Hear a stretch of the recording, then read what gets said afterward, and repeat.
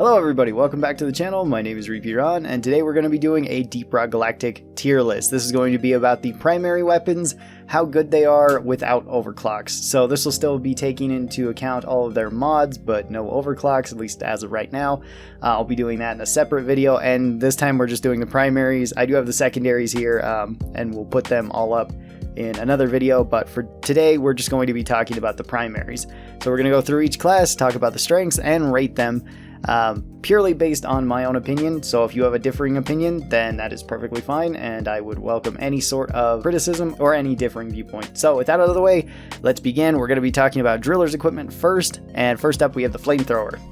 So the flamethrower is a pretty good weapon overall for close range encounters against small enemies. It's extremely good against grunts, it's very good against swarmers. Swarmers do not stand a chance against the flamethrower. It's okay against larger enemies, but it does take a while. It can be good against stationary targets like the hives, or against the spitballers. It can be pretty good against them. Anything that's pretty easy to light on fire is going to be easier to deal with. Flying enemies are the flamethrower's natural enemy. Sometimes they just stay out of range of the flamethrower, even if you're going with all the range add-ons. The flamethrower still doesn't do well against them. Flamethrower does have some unique abilities in that it can put down ground fires that deal damage over time for anything that walk through them. This can be really good if you're running like the sticky flames with it. Flamethrower, like I said, is really good against small things. It's very good in hordes, very good against swarmers. It's not so great against things like Praetorians, oppressors, even dreadnoughts it doesn't fare particularly well against. Overall, the flamethrower is a pretty solid option for driller, but I think I'm going to put it into the B tier, where it's pretty good all the way around. I would still consider it a good weapon, but it does have limits. Up next, we have the Cryo Cannon. The Cryo Cannon is driller's second primary weapon, and this is pretty much an all status effect weapon because you're not taking this weapon to deal damage. This weapon does very low damage. It can overheat, which is a little bit annoying. This can freeze enemies, which is great. Frozen enemies take more damage. They'll just take more damage because they are frozen. It's easier to hit them. They can also take more damage if you do the thermal shock ability, where if you either catch something on fire and freeze it, or freeze it and then catch something on fire, you can deal bonus damage that way, which is pretty nice. You can set up some nice energies.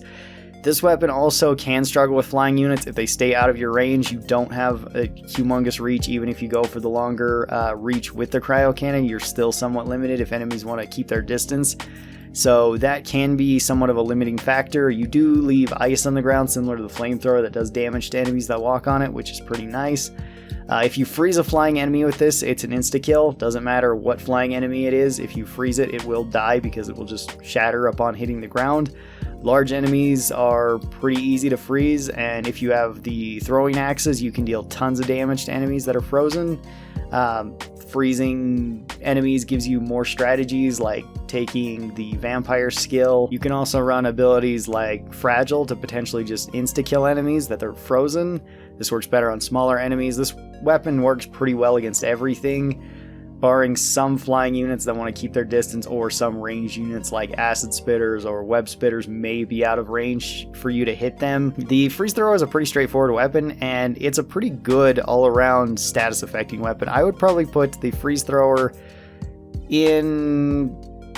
It's either low A tier or it's high B tier. It's still a pretty solid weapon. I would say it's more solid than the flamethrower, because there is more options with it. It's more versatile than the flamethrower. The flamethrower is pretty versatile in that it works well with anything, but the freeze thrower gives you a couple more strategies, or the Cryo Cannon, sorry, gives you a couple more strategies that you can use. So it's going up to our A tier spot, being our highest rated weapon so far.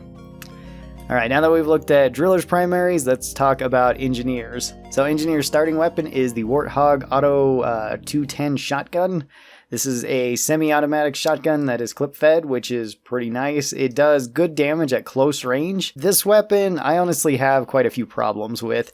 It does not keep a very tight spread. I know shotguns usually don't in games, but this one still is pretty bad at longer ranges. You can spam fire it pretty effectively, but that is only at close range that you can do that. At long range, you're still not doing consistent damage to enemies. Reload can be a little bit slow if you're not running reload add-ons.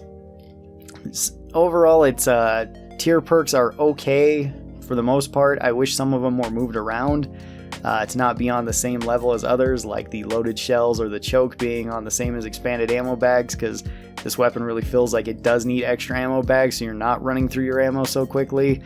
It does make you very much use this at close range, which is rather annoying. I don't really like doing that with this weapon. It does get better with overclocks, but we're not talking about overclocks today. We're just talking about the base gun, and I think that the Warthog shotgun is not one of the stronger weapons. It doesn't do particularly well against ranged enemies. It doesn't do particularly well against flying enemies. It does okay against grunts. It does okay against Praetorians. Its tier 5 perks really aren't that great. Automatic fire is a better choice than turret whip the majority of the time, because turret whip is just kind of inconsistent and a pain to pull off at times. So, you know, why add an extra step for you to micromanage when you can just go full auto shotgun and then have an okay shotgun? This one I feel is weak all the way around, and I wish it got some better choices. That being said, it still does one-shot grunts at close range for the most part, so I'm going to put it into C tier. It's okay. Alright, up next we have the Stubby SMG. This is Engineer's second unlockable primary weapon, and this feels more like a secondary weapon if I'm being honest. It does low damage, it fires fast, it does hold a lot of ammo, but that ammo doesn't do the most damage, so you do have to shoot out more shots to hurt enemies with it. It can do pretty well against small enemies. It can do decently well against flying enemies as well. Not the best at long distance enemies that want to really keep their range, because the submachine gun is just too inconsistent to be hitting long range shots effectively. It does work okay at close range, but you can't kill lots of bugs very quickly. You can kill them faster with the shotgun than you can with this at close range, which again kind of makes sense. But I mean, even so, you usually have to be backing up while you're firing this gun or hiding with your turrets. Not necessarily hiding behind your turrets, but at least running around your turrets to make the most use of this. You usually build this weapon a few different ways, maybe up to 3, which is either going the full ammo and clip capacity build, which is just you're going to be spraying this as often as possible. That works against small enemies okay, and sometimes to soften up flying enemies, but it's pretty bad against large enemies. Going with full damage, where you're still doing well against small enemies, you're still not doing great against big enemies. Or going with like an electric build to trigger status effects to buff your teammates or buff your secondary or buff your turrets whenever you're trying to target down an enemy. That one works generally best without upgrades. Going with the full spam one can be alright too, but overall all of this feels very much like a secondary weapon rather than your primary weapon. The submachine gun I would say is pretty disappointing without any overclocks. With overclocks it does get much better, but without overclocks you still have some okay choices, at least whenever you're trying to build this weapon. It just doesn't have the highest stats, so I'd probably also put the Stubby submachine gun in C tier. I don't think either of Engineer's primary weapons are really all that impressive without overclocks. With overclocks they do get better. So if you're playing Engineer, that's not to harp on Engineer. I actually really like playing Engineer. Their secondaries are super fun, and like the turrets are really good, but their primary weapons need a little bit of love and care, I'd say. Alright, up next we have the Leadstorm minigun. This one is kind of an interesting weapon, and the more you fire it, the more accurate it's going to be. You don't need to ever reload this weapon, which is pretty nice, but it can overheat. Overheat does take a while for it to come down. You can also kind of spin the gun without shooting it if you just kind of tap the trigger. That can get you a little bit more ready for battle if there is things like that. This gun does take a little bit to get ready for battle, so if enemies do swarm you, it can be kind of bad. That being said, the minigun works well against pretty much everything. It's pretty good against small enemies. It's pretty good against flying enemies because it does become more accurate. It's good against long range enemies if it does get that accurate. It can work well against large enemies too. It's all around a pretty solid weapon with dealing with enemies. Its downsides come in that it doesn't do the most damage per shot, but it does do a lot of damage per second with its high rate of fire. You can run through ammo somewhat fast with the minigun, and if you are not that experienced with it and you are overheating it, that can be a problem. For modifications, it actually has some pretty good choices. Whether you want more ammunition, more damage towards a single target, more accuracy, a faster rate of fire. stunning more enemies, breaking through armor. You do have quite a few options to pick with this. Blow through rounds to hit multiple enemies. Its tier 5 options are rather interesting. You could just go with Cold as the Grave and have a pretty solid minigun setup. You could go with something more interesting like hot bullets to try to get fire damage, or aggressive venting to better use that overheat. I would say the minigun without overclocks is still a pretty solid weapon, and I'd probably put the minigun up into high A tier. I don't think it's S tier, but it is pretty good overall. Alright, up next we have the Thunderhead autocannon. The autocannon is Gunner's second primary weapon. This one, you do need to reload, and you do carry your ammunition with it. It also has the slowest reload of any of the weapons here, I believe. I don't think the breach cutter's any slower than it. The autocannon does both AoE damage as well as direct hit damage. The autocannon is kind of inaccurate to start out with, and it does have a slow rate of fire to start with. It ramps up its rate of fire, giving it more damage per second. This one does hit harder than the minigun per shot. Not as consistent as the minigun. Once they both ramp up, the minigun will be able to more precisely hit a target, where this one will be able to hit in the general area of the target, which can be a good thing. This weapon is fantastic for swarms. It's very good against swarmers, very good against grunts. It does okay against flying enemies, but it's very inconsistent at longer ranges. It's not that great at hitting spitting enemies. It has problems there. It's okay against large enemies as well. It actually does do pretty well if you're at close range. With its mods, it does actually help it quite a bit. Like expanded ammo bags makes this weapon insane for the amount of ammo that you get with it, so you feel pretty much invincible whenever a swarm starts up.